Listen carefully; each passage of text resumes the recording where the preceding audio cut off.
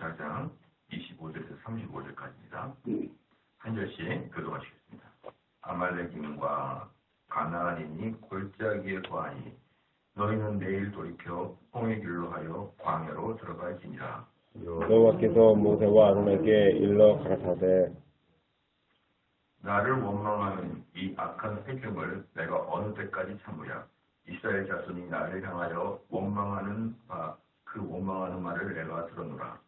그들에게 이르기를 여호와의 말씀에 나의 삶을 가리켜 맹세하노라.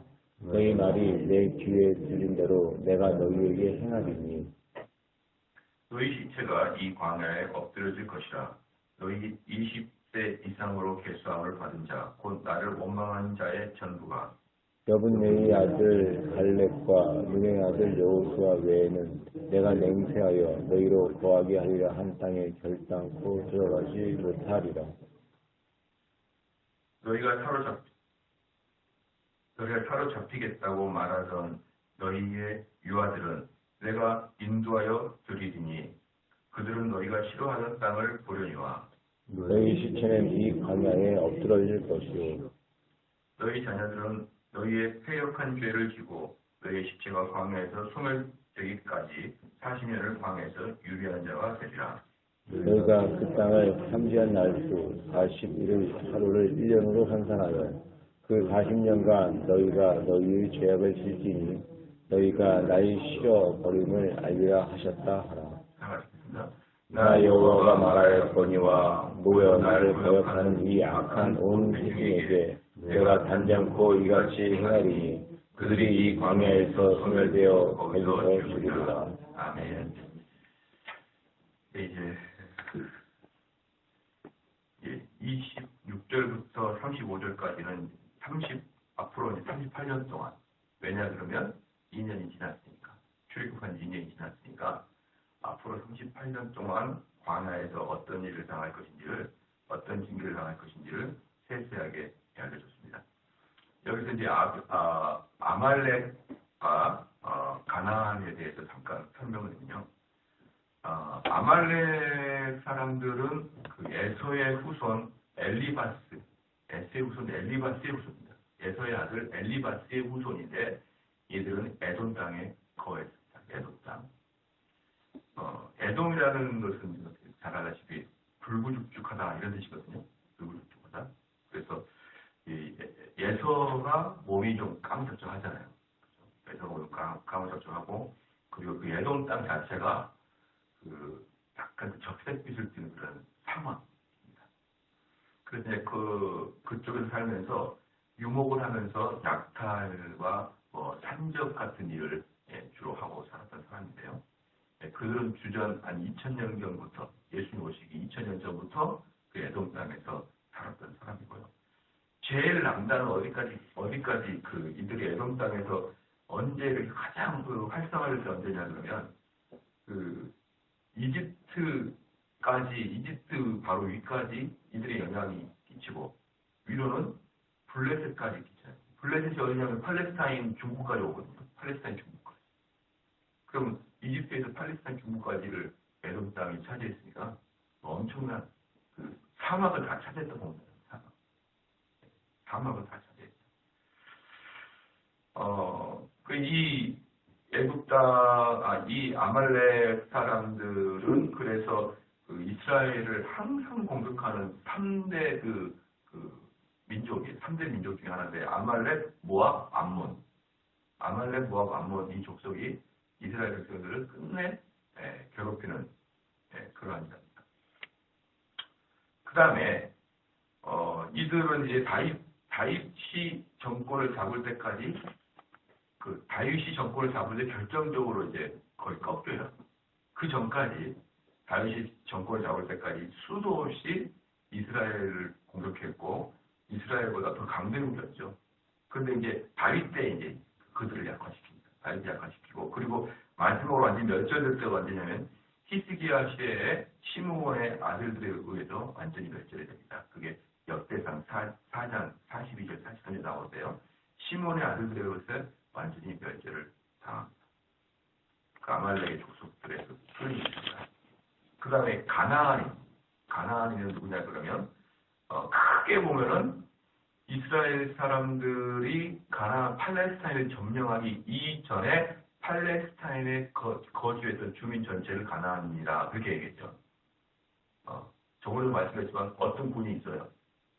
어떤 군이 있는데 그 군에 무슨 강진군이 있다. 그 강진읍이 있고 또 다른 읍도 있고 그러거든요. 무슨 읍.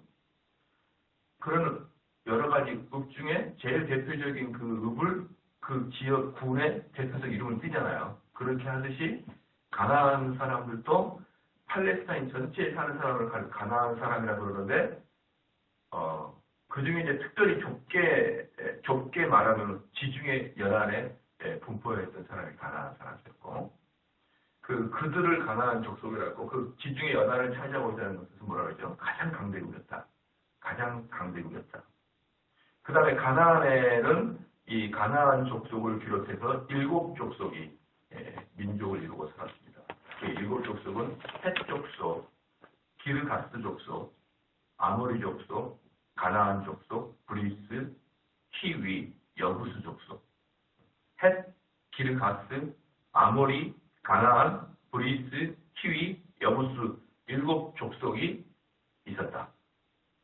그리고 그 7족속 플러스 2개의 족속이 있었는데 이 2개의 족속을 가나안 족속이라고 하진 않지만 가나안 족속과 함께 또 이스라엘 백성들을 공격했던 게 블레셋과 수로보니게야 이 두 족속이 있었다. 그래서 전체 9개 족속들이 이스라엘 사람들을 대적하고 있었다.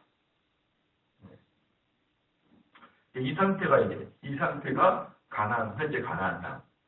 이스라엘 백성들이 점령해야 될 가나안 땅의 이 힘의 균형이었습니다. 그러니까 이스라엘 사람들이 사실은 뭐랄까 쉽지가 않아요. 블레셋 같은 경우는 옛날 고전 용어로 책에서 영어로 펠리키안 블레셋 사람. 이 펠리키안이 누구냐 그러면요. 그 하니발 장군 있죠. 하니발 장군 그때 로마를 공격했던 하니발 장군. 그 하니발 장군의 나라까지 공격한 게 펠리키안이었어요. 그 당시에 그 지중해 지역에 지중해 지역을 그때 그 뭡니까 손에 쥔 자. 그 당시에 세계 최강대국은 지중해를 손에 쥐는 게 세계 최강대국이었거든. 지중해에서 무역을 독점하기 위해서 그 지중해를 잡는 것이 최고의 권력이었습니다. 그래서 하니발이 북아프리카에 있던 하니발이 지중해를 건너서 로마를 공격한 것도 지중해의 상권을 잡기 위해서 로마를 공격한 거예요. 북아프리카에 있던 하니발이. 그것과 마찬가지로 그래서 하니발이 그 로마를 공격하기 위해서 로마가 전혀 예상하지 못했던 스페인을 통해서 알프스산을 넘어서 로마를 공격했습니다. 그때 알프스산 넘어올 때 코끼리를 로마는 말이 전주 종목인데 하니발은 코끼리 부대를 끌고 들어왔거든요. 그래서 로마를 거의 멸절시키다시피 했어요. 근데 그 하니발을 공격한 게 펠리키안이니까요. 그 당시에 그 지중해를 상권을 잡기 위해서. 이때하고는 좀 다르죠. 이때는 초창기겠지만 어쨌든 예수님 오시기 직전에는 그렇게 펠리키안인들이 엄청나게 강대국이었단 말이죠. 아시잖아요. 그 지중해를 놓고 로마나 하니발 장군이나 한번 대항을 싸울 만큼이나 강력한 것이 블레셋이었단 말이에요. 근데 어떻게 이스라엘 사람들이 걔네들을 이깁니까? 나는 이 민수기를 준비하면서 이렇게 슬픔의 눈물을 흘려요. 이스라엘 백성들이 얼마나 고통스러웠을까. 그냥 그 앞에서 저 막강한 애들을. 여러분 이 세상은요. 한번 세계사에서 이름을 떨쳤던 나라는 만만한 나라가 아니에요.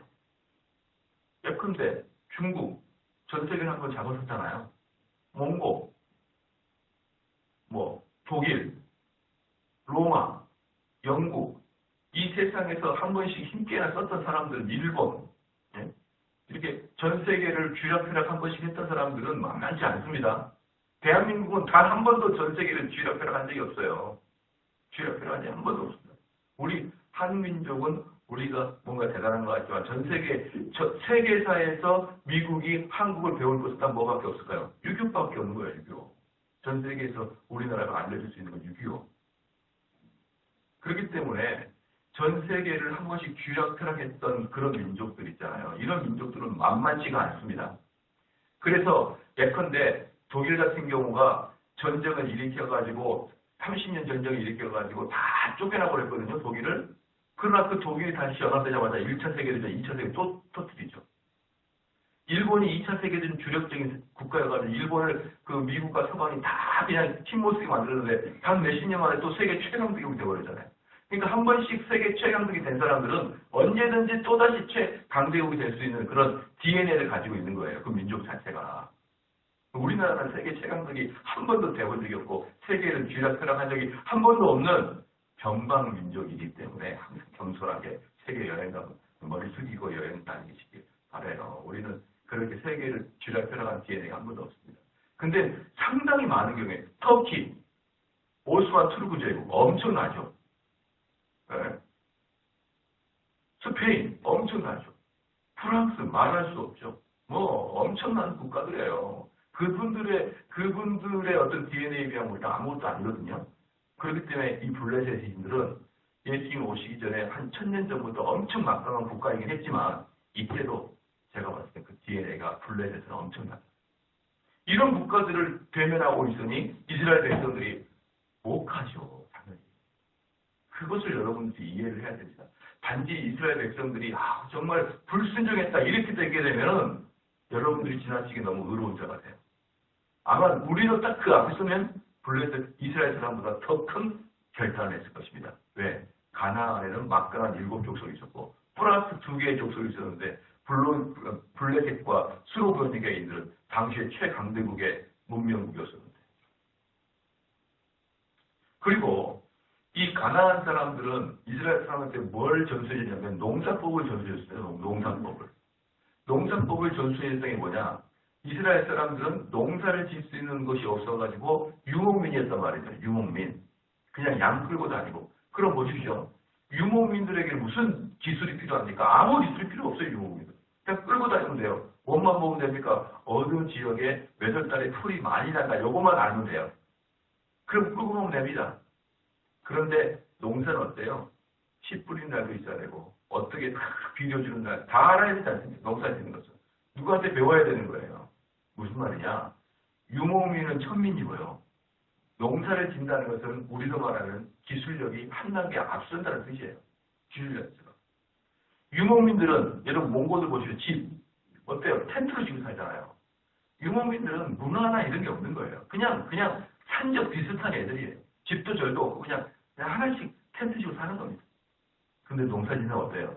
기와집 지고 살잖아요. 벌써 다르지 않습니까? 이게 집 짓는 것부터 문명 자체가. 그렇기 때문에 가나안 사람들이 이스라엘 사람들에게 뭐예요? 전부 다 농사의 기술을 전수해 줍니다.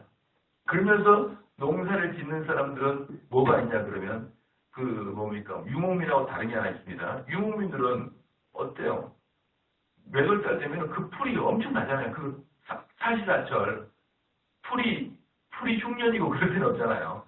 풀은 항상 나 있습니다. 그렇기 때문에 유목민들에게는 우상숭배가 덜하죠. 근데 농사짓는다 어때요? 잘 된다 싶은데 태풍 불어버리고 잘 된다 싶은데 갑자기 한 달, 2달 동안 가뭄이 돼버리고 말할 수가 없는 거예요. 병충해가 돌고 말할 수가 없는 겁니다. 그래서 이들은 신을 섬기는 우상숭배가 활발하게 돼요. 농사짓는 사람들. 농사는 하늘이 내려주는 거니까. 그래서 결국 가나안 땅에 우상숭배를 이어받죠. 이런 것들을 보면은 전반적으로 가나안 사람들이 이스라엘 사람들보다 무엇이든지 앞서 있었다. 군사력도, 기술력도, 문화도 모든 것이 앞서 있었다. 그러니까 이것들이 전부 다 이스라엘 백성한테 그대로 쑥쑥 들어오게 됩니다. 쑥쑥 들어오게 됩니다. 그래서 이제 이러한 25절에 아말렉인과 가나안이 골짜기에 거하니 너희는 내일 돌이켜 홍해길로 하여 광야로 들어가 있습니다. 이 아말렉과 가나안 지금 두 명이 이야기했거든요. 막강해서 도대체 접근하기 너무 힘들다.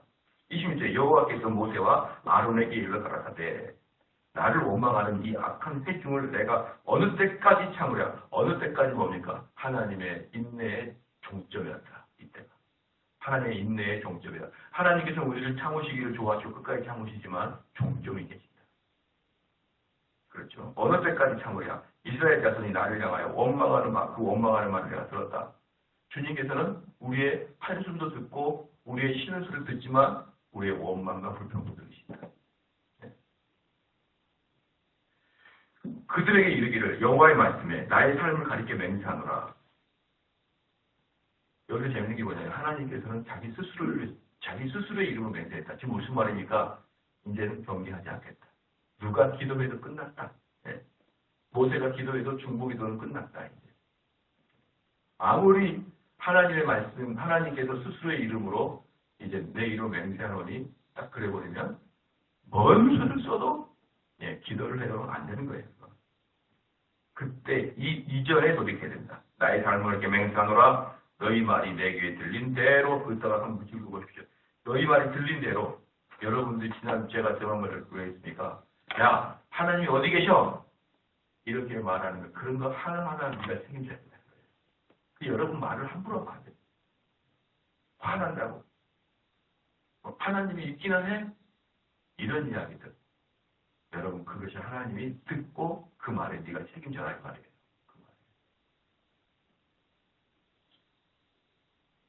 그 말에 너가 책임져라. 어떤 요즘에 제 친구 목사님이 뭡니까? 예정론 논쟁을 하고 있더라고요. 예정론 논쟁. 근데 어떤 목사 한 분이 예정론이 말이 돼? 그러면 전도를 뭐하러 할게요? 기도가 뭐하러 할게요? 미친 거 아니냐? 이렇게 딱 썼더라고요. 어떤 목사가 참 그래서 제가 야 좀 그렇게 하면 안 된다. 그런 식으로 언어를 사용하면 되나? 사도행전 4장 한번 보실래요? 사도행전 4장.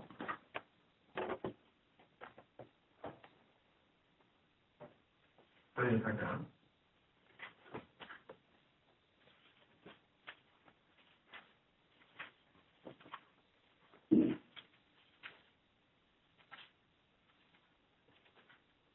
사도행전 28절. 사도행전 4장 28절 같이 한번 읽겠습니다. 하나님의 권능과 그대로 이루려고 예정하신 그것을 행하려고 인생의 요구하나이다. 그렇죠. 하나 더 볼게요. 데살로니가 후서 2장 13절. 데살로니가 후서 2장 13절.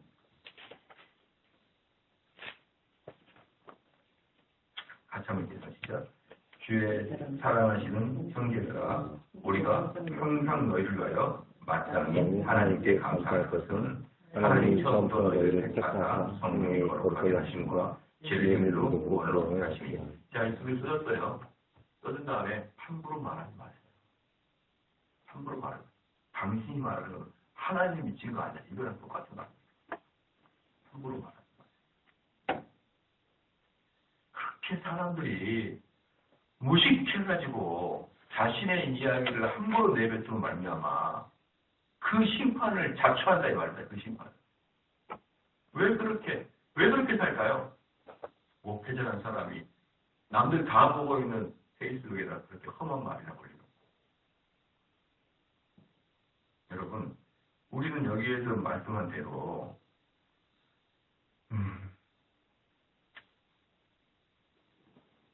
28절에 다시 보면 민수기 14장 28절에 그들에게 이르기를 여호와의 말씀에 나의 삶을 가리켜 맹세한다. 너희 말이 내게 들린 대로 내가 너희에게 행하리니. 그래, 너희가 한번 그런 대로 내가 너희에게 해줄게. 전도할 때 우리가 전도하면 뭐라고 그래요? 막 까불까불한 사람은 야, 난 지옥 가고 말게. 그런 이야기를 말해요. 하나님 어디 계셔? 증명해봐. 예정론? 그 미친 거 아니냐? 이런 식의 그 험한 말들. 그런 것들이 하나님이 그래 네가 말하는 내가 대해주마. 네. 얼마나 무서운 말입니까? 우리가 이 땅 살아가면서. 함부로 이해하지 마십시오. 함부로. 자, 그래서 29절에 너희 시체가 이 광야에 엎드려질 것이라. 여기서 너희 시체가 이 광야에 엎드려질 것이다. 이 말은 무슨 말이냐면 하나님의 진노의 그 결과의 말씀인데 무슨 말이냐. 광야에서 시체가 만약에 엎드려진다.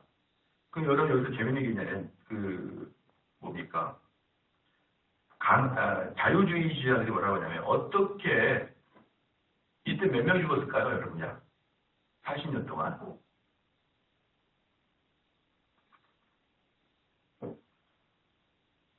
이스라엘 사람들이 남자만 60만 명이었죠. 그렇죠? 그래서 전체를 200만 명, 거의 최소한 200만 명 오잖아요. 그 20세 이상을 120만 명으로 봅니다. 20세 이상을. 그럼 40년 동안 120만 명이 죽었어요.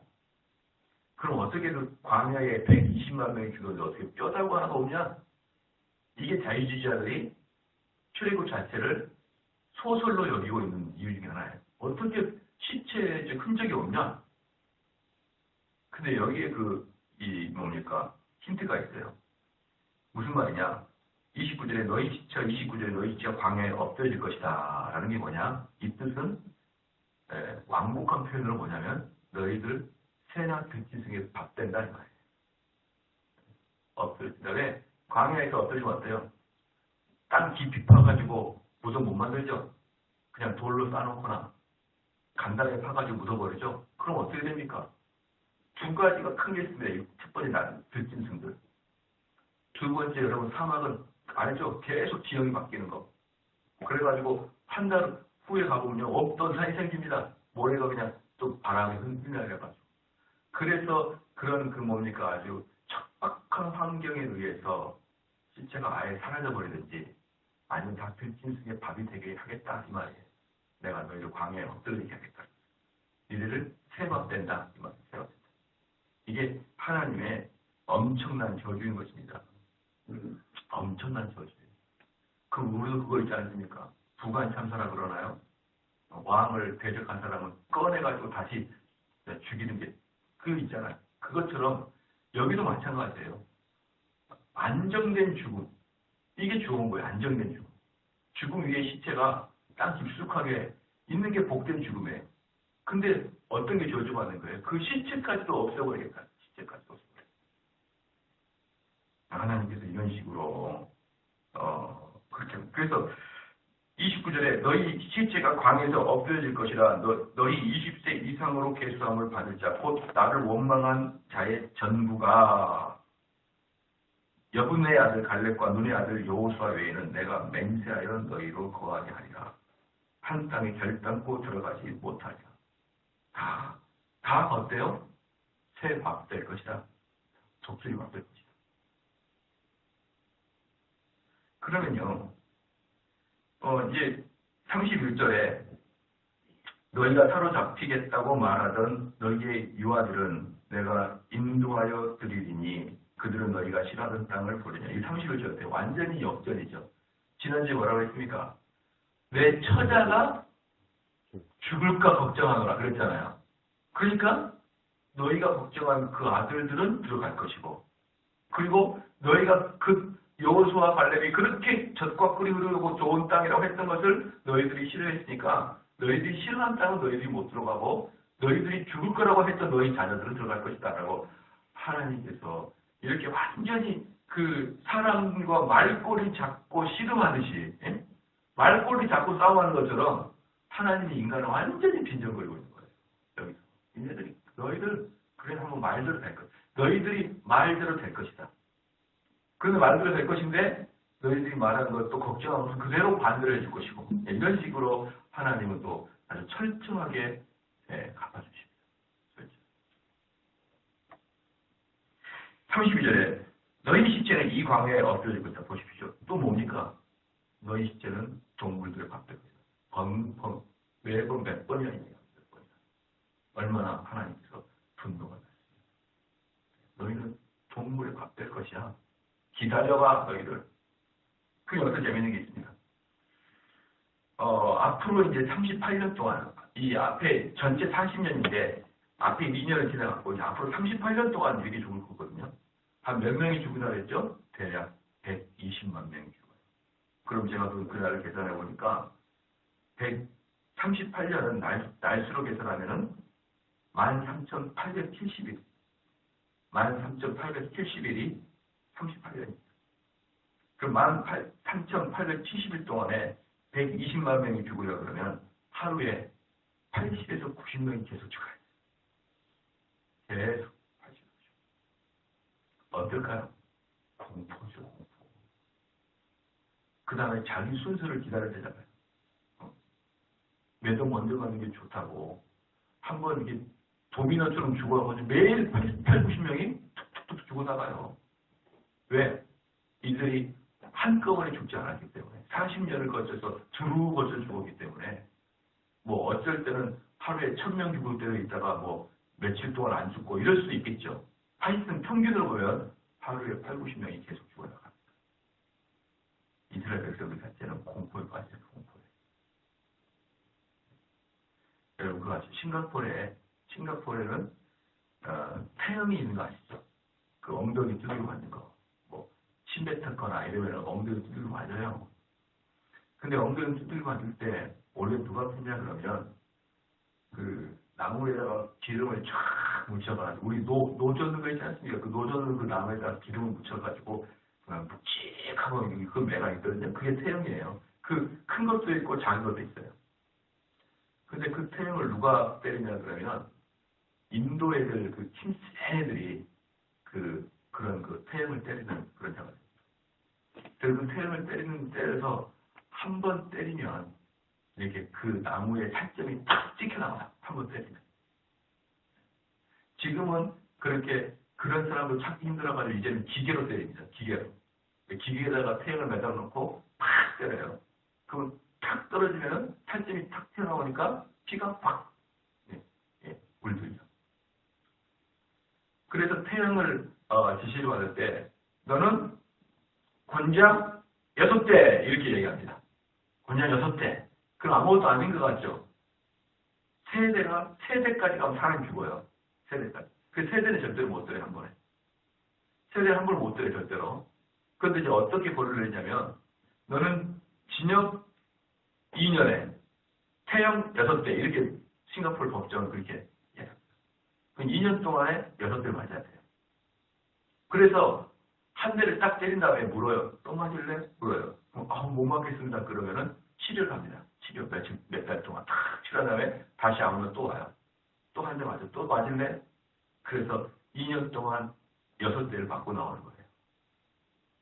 그러면 여러분 생각해 보십시오. 2년 동안 그냥 감옥에 사는 거하고 한 4개월에 한 대씩 맞으면서 맞을래? 그럼 또 맞아야 되고 그 매를 기다리는 그 공포가 얼마나 클까요? 네? 그냥 2년 동안에 그냥 감옥에 사는 거하고 전혀 다르겠죠. 또 맞고 나서 앞으로 5대 더 맞아야 되는데 그 마음이 너무나 공포스럽겠죠. 그걸 유발하는 겁니다. 그걸 감옥에 있어도 편안하지 못하도록.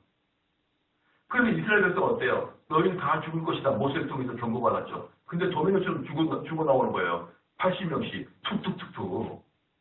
이들은요. 아비규환.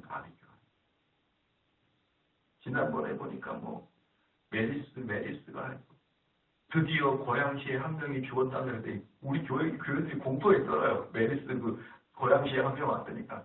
얼마나 오래 살고 싶어가지고 권사님들부터 공포에 떨어요. 그냥 한 명도 안 죽었는데 우리 동네에 삼성리에 한 명도 안 죽었는데 메리스가 고양 일산에 한 명 죽었다니까 전체가 떨어요. 근데 80명, 90명 죽어나가고요. 여러분 이건 완전히 뭐랄까요? 쉽게 말하면 그 사회 자체가 마비가 되어버린 거예요. 이 공포심이라는 건요. 한 번 공포심이 전체 사회를 휘감잖아요. 한 번 이 지역에, 삼성 지역에 엄청난 뭡니까? 전염병이 왔다고 생각해 보십시오.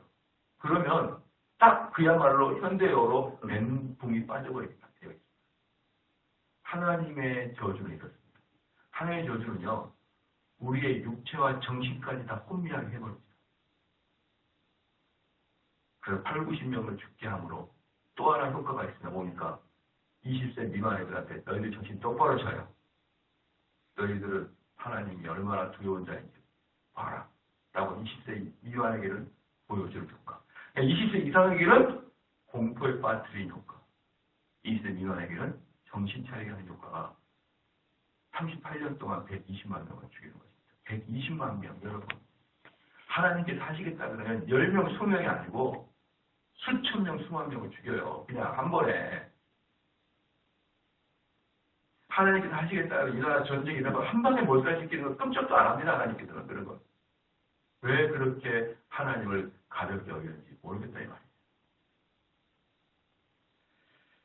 그래서 이 33절에 너희 자녀들은 너희의 패역한 죄를 지고 너희의 시체가 광야에서 소멸되기까지 40년을 광야에서 뭐하겠다? 유리하는 자가 됐다. 유리하는 자가, 이 유리하는 자가 누굽니까? 가인이죠, 가인. 그러니까 이들에게는 원래 가나안 땅을 들어가는 정확한 목표가 되지 않습니까? 정확한 목표가 있었는데 그리스도인들은 이 땅에 살아가면서 마지막 천국 가는 정확한 목표가 있는 게 그리스도인이에요. 근데 그 천국 가는 목표를 딱 상실하는 순간 뭐가 되는 겁니까? 유리방황하는 자가 되는 거예요. 그럼 유리방황하면서 무엇을 기다리는 건가요? 죽음을 기다리는 것입니다. 그야말로 짐승과 같다.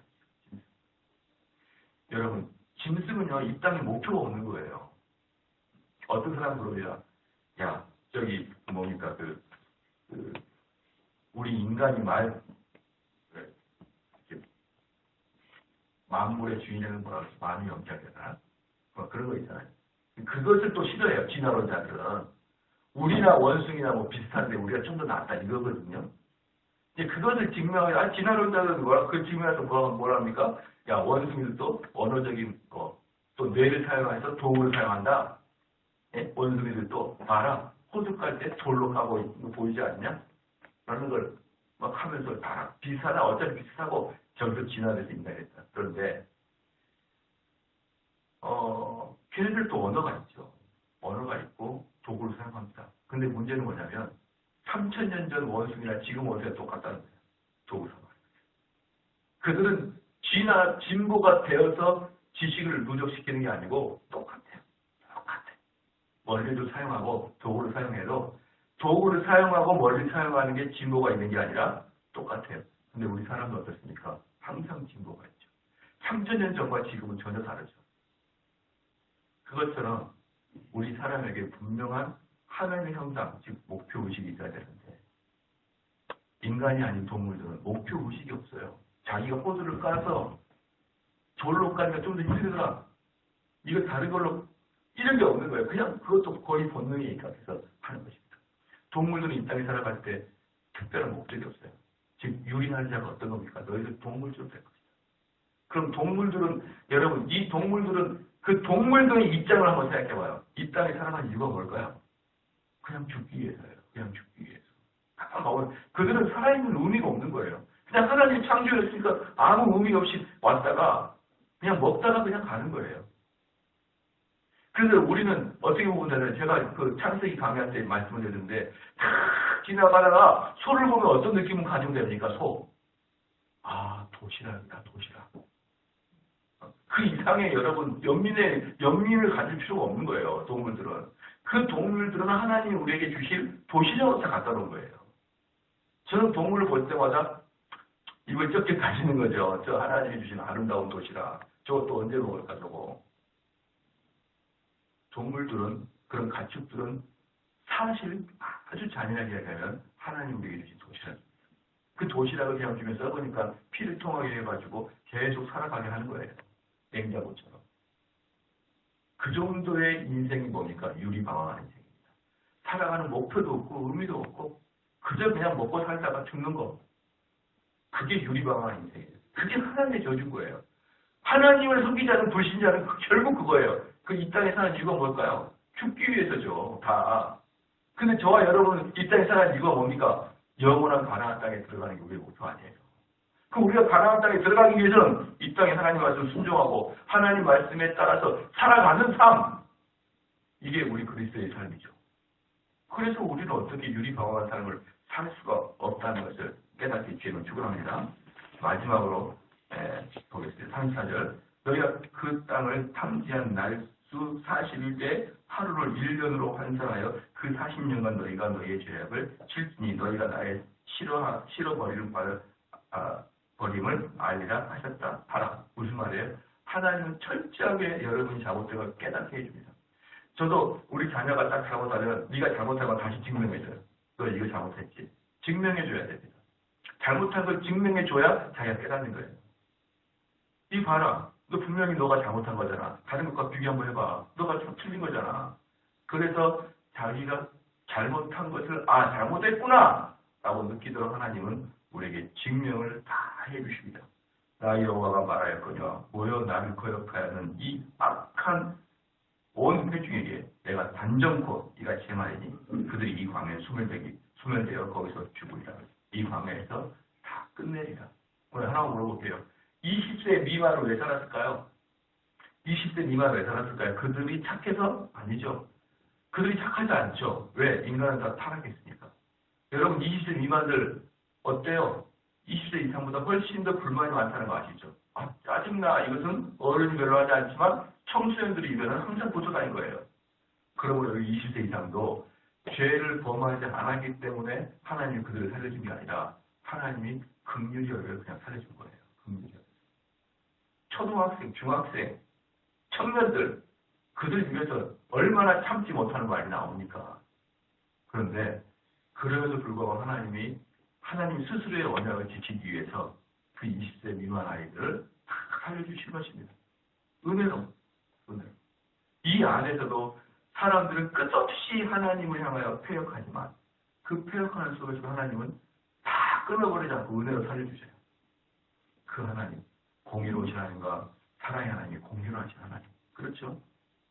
그러나 여러분들은 어때야 됩니까? 하나님은 내가 죄를 지어서 하나님의 언약을 내가 파기하는 것 같지만 그럼에도 불구하고 내 인간 홍길동 자체를 멸절시킬 수 있어도 하나님의 약속은 끝없이 이어집니다. 그렇기 때문에 제가 지난번에도 말씀했지만 여러분들은 악한 곳에 서 있으면 안 되는 거예요. 여러분 악한 곳에 서 있으면은 하나님의 언약을 막아낼 수도 없을 뿐더러 여러분 스스로는 멸절 상태에 들어가게 될 거예요.